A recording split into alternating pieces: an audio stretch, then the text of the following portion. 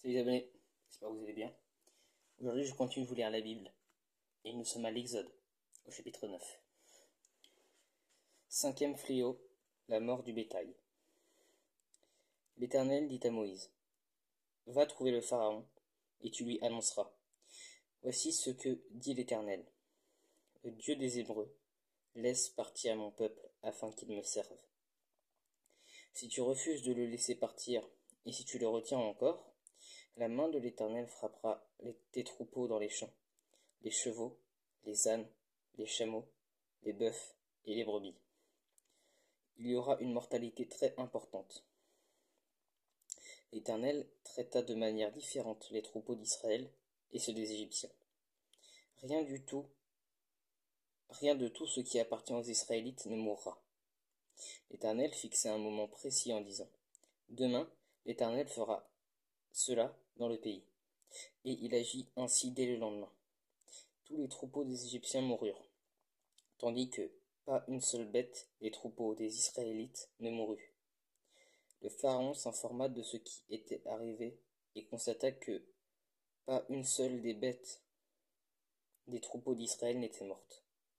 Cependant, le cœur du Pharaon resta insensible, et il ne laissa pas partir le peuple. Sixième fléau, les ulcères. L'Éternel dit à Moïse et à Aaron, remplissez vos mains de cendres de fourneau, et que Moïse la jette vers le ciel sous les yeux du Pharaon. Elle deviendra une poussière qui couvrira toute l'Égypte, et dans toute l'Égypte elle produira, sur les hommes et sur les animaux, des ulcères formés par une éruption des pustules. Ils prirent de la cendre de fourneau et se présentèrent devant le Pharaon. Moïse la jeta vers le ciel, et elle produisit sur les hommes et sur les animaux des ulcères formés par une éruption de pustules. Les magiciens furent incapables de se présenter devant Moïse à cause des ulcères. En effet, ils étaient couverts d'ulcères, comme tous les Égyptiens. L'Éternel endurcit le cœur du Pharaon, et celui-ci n'écouta pas Moïse et Aaron. Cela se passa comme l'Éternel l'avait dit à Moïse. Septième fléau, la grêle et la foudre. L'Éternel dit à Moïse, lève-toi de bon matin, et présente-toi devant le Pharaon. Tu lui annonceras, voici ce que dit l'Éternel, le Dieu des Hébreux. Laisse partir mon peuple afin qu'il me serve. En effet, cette fois, je vais envoyer tous mes fléaux contre ton cœur, contre tes serviteurs et contre ton peuple, afin que tu saches qu'il n'y a personne qui soit pareil à moi sur toute la terre. Si j'étais intervenu pour te frapper de la peste, toi et ton peuple, tu aurais disparu de la terre. Mais voilà pourquoi je t'ai suscité.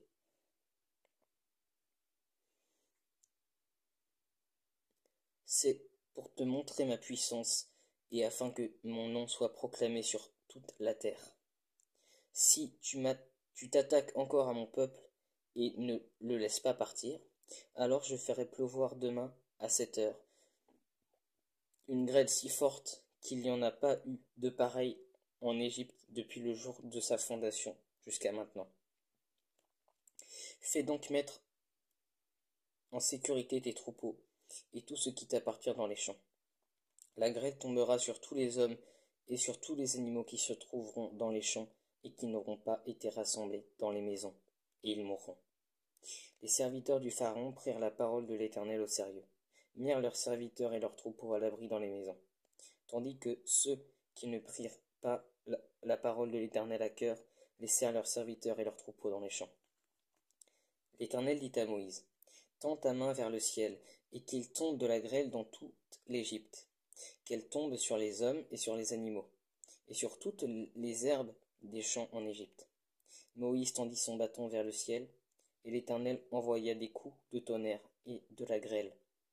La foudre s'abattit sur la terre. L'Éternel fit pleuvoir de la grêle sur l'Égypte. Il tomba de la grêle accompagnée de foudre. Elle était tellement forte qu'il n'y en avait pas eu de pareille dans toute l'Égypte, depuis qu'elle existe en tant que nation. Dans toute l'Égypte, la grêle frappa tout ce qui se trouvait dans les champs, hommes ou animaux. Elle frappa aussi toute la végétation et brisa dans tous les arbres. Ce fut seulement dans la région de Gozen, là où se trouvaient les Israélites, qu'il n'y eut pas de grêle. Le pharaon fit appeler Moïse et Aaron, et il leur dit, cette fois-ci j'ai péché. C'est l'Éternel qui est juste, et mon peuple et moi nous sommes coupables. Priez l'Éternel pour qu'il n'y ait pas de coups de tonnerre ni de grêle, et je vous laisserai partir. On ne vous retiendra plus. Moïse lui dit, quand je sortirai de la ville, je lèverai les mains vers l'Éternel. Les coups de tonnerre cesseront et il n'y aura plus de grêle, afin que tu saches que la terre appartient à l'Éternel. Cependant, je sais que toi et tes serviteurs, vous ne craindrez pas encore l'Éternel Dieu. Le lin et l'orge avaient été touchés parce que l'orge était déjà en épi et que c'était l'époque de la floraison du lin. Quant au blé et à l'épeautre, ils n'avaient pas été touchés parce qu'ils sont plus tardifs. Moïse sortit de chez le Pharaon pour se rendre à l'extérieur de la ville.